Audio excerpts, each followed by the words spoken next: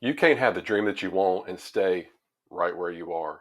If you want results in life, the first step is knowing that your mindset is everything.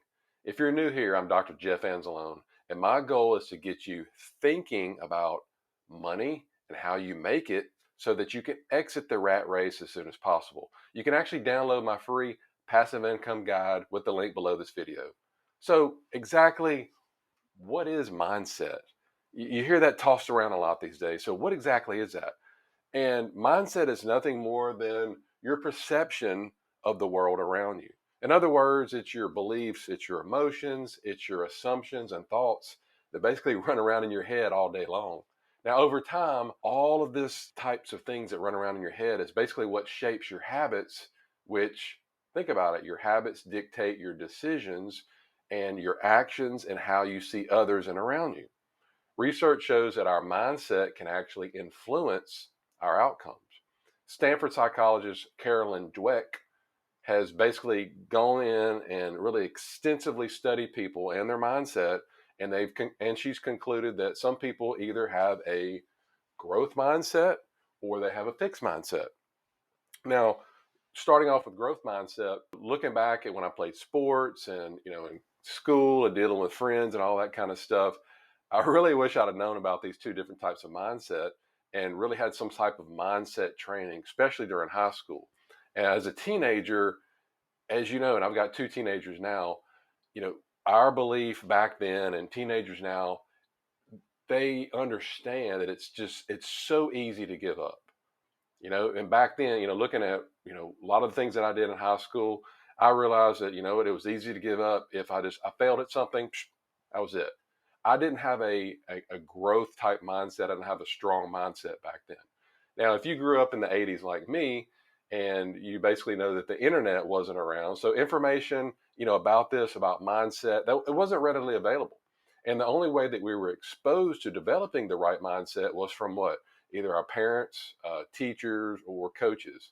And my coaches growing up, whether it was football or basketball or baseball, they would get the team together and they would motivate us. And, they'd say, hey, look, guys, don't quit, you do this or do that. But it was more for geared towards the team play instead of individual performance.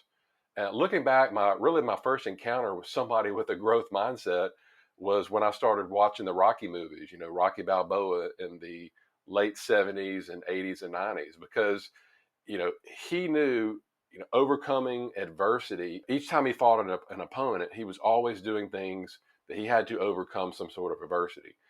Even though he wasn't the biggest, he wasn't the strongest, he wasn't the quickest boxer, he always had the perseverance and work ethic to somehow win. Whether this was from fighting, Clubber Lane, Apollo Creed, Ivan Drago, whatever, somehow Rocky always pulled it off, right? So somebody with a growth mindset, they believe in achieving whatever they desire with education, practice, and persistence. Growth mindset people, but they don't quit when they fail, and they start to take whenever they do fail, and they learn from their mistakes and they learn from their failures. They embrace mistakes for growth and accept setbacks as part of the learning process to reach their goals.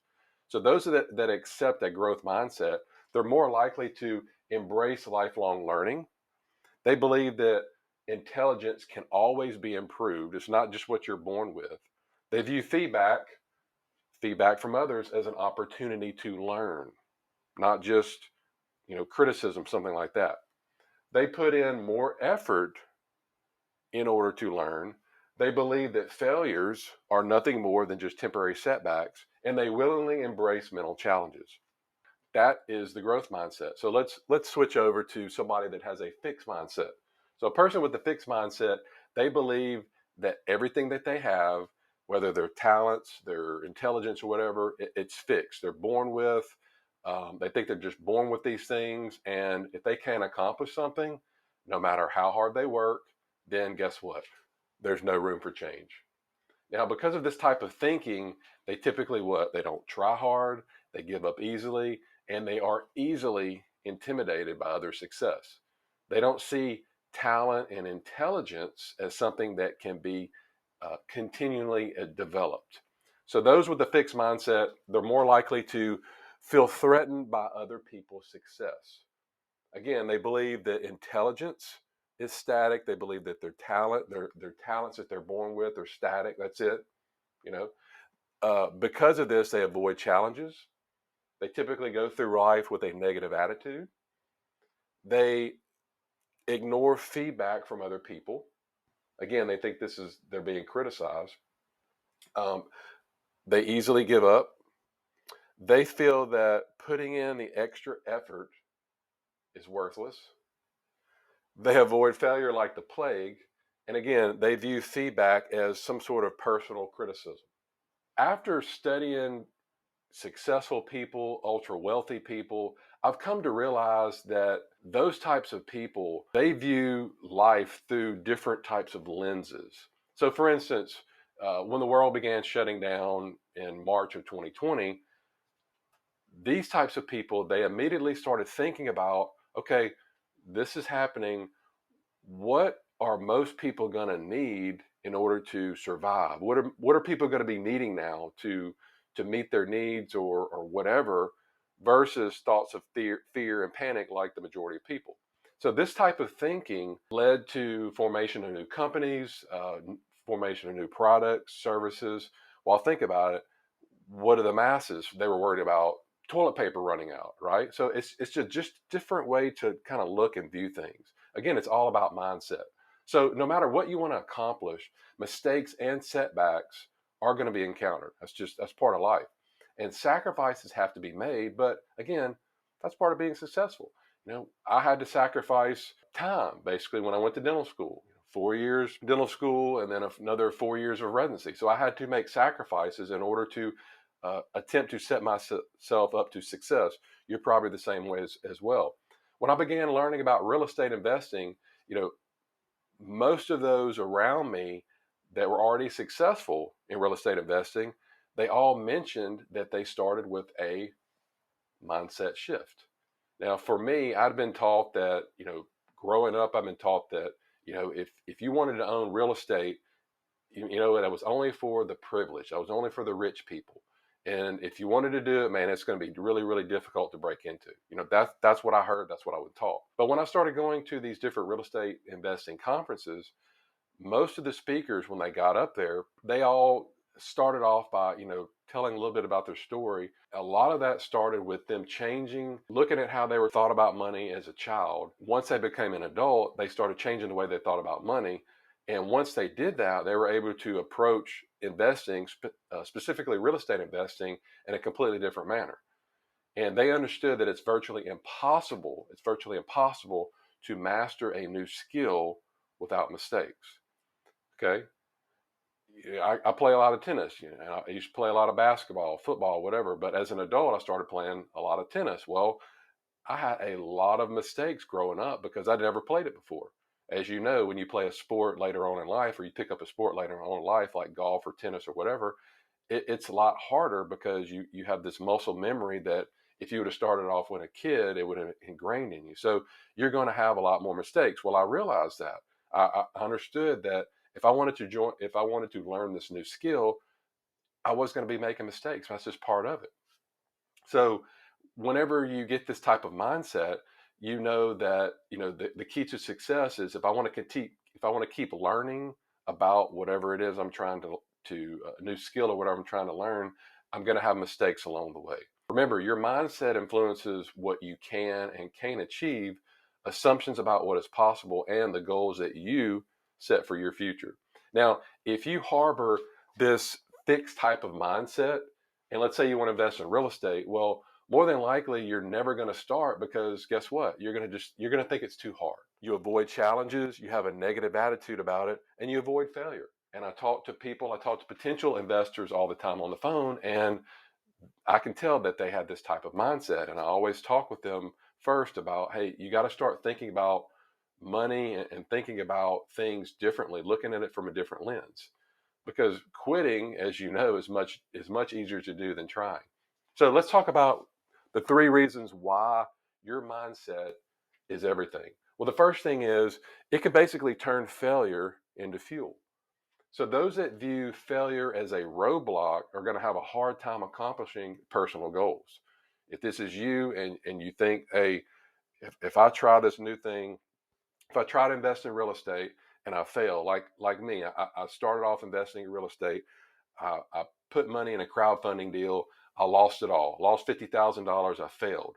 Well, I could have quit, but I understood that mistakes are going to be part of it. So if you view failure as a roadblock, you're going to have a hard time accomplishing your personal goals.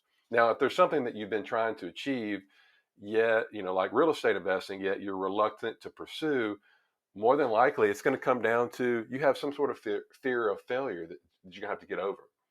And having a growth mindset is going to help you find ways to work through when you have these challenges to make things happen. So when it comes to failing, and you've probably heard this mentioned before, I immediately thought about Thomas Edison, because whenever he was creating the light bulb, everybody's like, hey, look how many times he's failed. But he said, you know what? I haven't failed. I've just found 10,000 ways that it won't work. Again, he was looking at it through a different lens, and that's why he was successful. Now, as a practice owner and entrepreneur, I realized that, you know what, failing is part of the process. And I use this failure, all these, the failures I've had and the potential failures that I'm going to be having, to stay motivated, to set goals, to keep me moving in the right direction.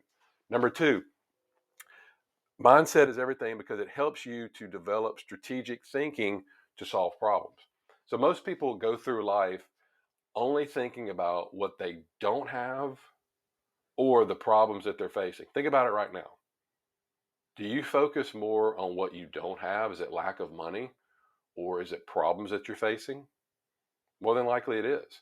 Now, if this is where you focus your time and energy, then really nothing can be done to fix it, because guess what? You're only seeing the problems.